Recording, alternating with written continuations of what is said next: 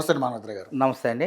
మానవత్ర గారు, go back Marwadi, go back Rajasthani, ఈ అంశాన్ని ఏ విధంగా చూస్తారు? ఎందుకంటే కాంగ్రెస్ పార్టీ ఈరోజు దాని మీద మీ మహేష్ కుమార్ గౌడ్ గారు కూడా ఇది కరెక్ట్ కాదు, ఇలాంటి పరిస్థితులు రాకూడదు అంటూ కూడా ఆయన స్టేట్మెంట్ ఇవ్వడం జరిగింది. సో ఏంటి మానవత్ర గారు, మీరు ఏమనుకుంటున్నారు? ఎందుకంటే సరే తప్పు జరిగింది, దానికి క్షమాపణలు చెప్పడం లేకపోతే కేసు పెట్టుకోవడం రకరకాల వాటికి కొన్ని పరిష్కారాలు ఉంటాయి. కానీ వ్యాపారాలు చేయొద్దు, ఇక్కడి నుంచి వెళ్ళిపోవాలి మీరు అంటే మరి వేరే ప్రాంతాల్లో బతుకుతున్నటువంటి మన తెలుగు రాష్ట్రాల్లో ఉన్నటువంటి ప్రజలు కూడా ఉన్నారు. సో వాళ్ళ పరిస్థితి ఏంటి, అసలు ఏమనుకుంటున్నారు, ఏం చెప్పాలనుకుంటున్నారు? గో బ్యాక్ మార్వాడి అని అనటం, అదేవిధంగా మార్వాడీలని అంటే ఈ ప్రాంతంలో ఎప్పటి నుంచో నివసిస్తున్నటువంటి తెలంగాణ వాళ్ళు మార్వాడీలని మనం అంటున్నాం.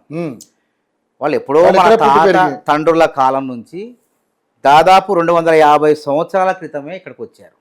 ఇప్పుడు ఎవరైతే హైదరాబాద్లో కూర్చొని గోబ్యాక్ మార్వాడి అంటున్నారో వాళ్ళకి ఎంత హక్కు ఉందో మార్వాడీలకు కూడా అంతే హక్కు ఉన్నది.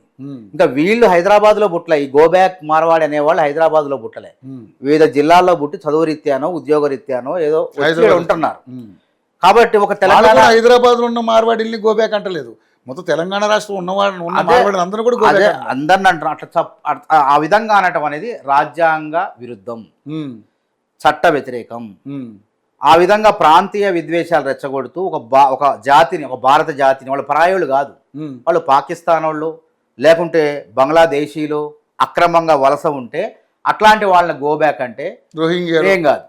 కానీ సాటి భారతీయుని కించపరుస్తూ వివక్ష చూపుతూ, జాతి వివక్ష చూపుతూ, లింగ వివక్ష చూపుతూ, వాళ్ళ భాషా వివక్ష చూపుతూ, వాళ్ళ సంస్కృతిని విమర్శిస్తే భారత రాజ్యాంగం ప్రకారం, అదేవిధంగా భారత న్యాయ సంరక్ష సంహిత అని BNSS అనే ఒక చట్టం తీసుకొచ్చిన మనం, IPC బదులు దాన్ని తీసుకొచ్చారు.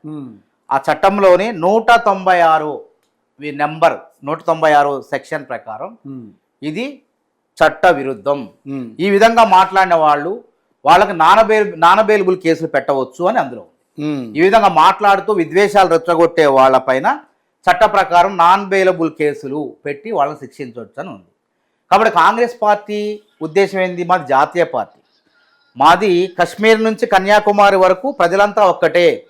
145 కోట్ల మంది పైచులుకున్న భారతీయులందరి యొక్క సంక్షేమం కోసం మేము వాళ్ళ సంక్షేమానికి పాటుపడతాం.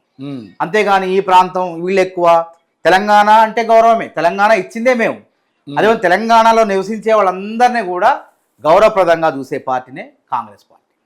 వాళ్ళ మతాల పరంగా కులాల పరంగా విడగొట్టం.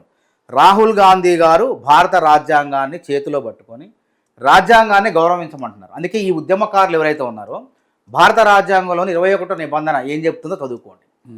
ఈ దేశంలో భారతీయ పౌరులంతా కూడా ఈ దేశంలో ఎక్కడైనా స్వేచ్ఛగా తిరగవచ్చు, వ్యాపారాలు చేసుకోవచ్చు, తమ సంస్కృతిని సాంప్రదాయాలని కాపాడుకోవచ్చు, తర్వాత తమ మతపరమైనటువంటి వ్యవస్థలను ఏర్పాటు చేసుకోవచ్చు, అదేవిధంగా తమకు సంబంధించిన పాఠశాలని స్థాపించవచ్చు అని భారత రాజ్యాంగంలో స్పష్టంగా ఉంది. ఉన్నప్పుడు నువ్వు గో బ్యాక్ అంటానికి అసలు నువ్వెవరు? మరి చట్ట విరుద్ధం కదా. అయితే ఆంధ్ర తెలంగాణ ఉద్యమానికి దానికి ఒక ప్రత్యేకత ఉంది.